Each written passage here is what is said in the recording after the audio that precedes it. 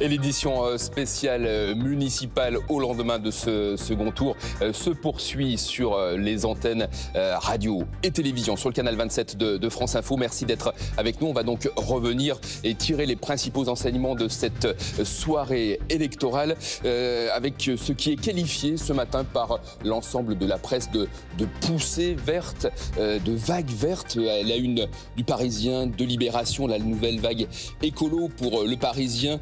Les écolos qui remportent Lyon, Strasbourg, Bordeaux, Poitiers, Besançon, l'écologie en marche. Et oui, une rose et verte à la une de Libération. On va y revenir, la marée verte pour l'opinion. Le Figaro titre également sur cette déferlante écologiste qui ressuscite la gauche. On va se poser la question, est-ce le retour de l'union de la gauche? En tout cas pour l'humanité, c'est la Macronie qui en prend une gauche. Et autre enseignement de cette soirée des municipales du 28 juin 2020, un record d'abstention, les Français s'envoient pour la croix. On se posera aussi la question de l'avenir du Premier ministre, Édouard Philippe à Matignon, stop ou encore. Édouard Philippe qui est en ce moment même à l'Élysée avec le président de la République, Emmanuel Macron, qui recevra tout à l'heure les 150 membres de la Convention citoyenne pour le climat. Peut-être une première réponse à ce désir d'écologie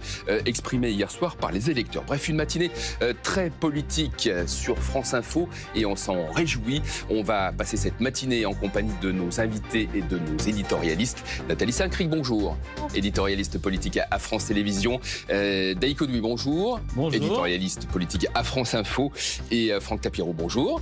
Conseiller en communication politique, vous présidez la société Hémisphère Droit. Merci d'être avec nous. On va revoir les principales victoires d'Europe Écologie Les Verts hier soir.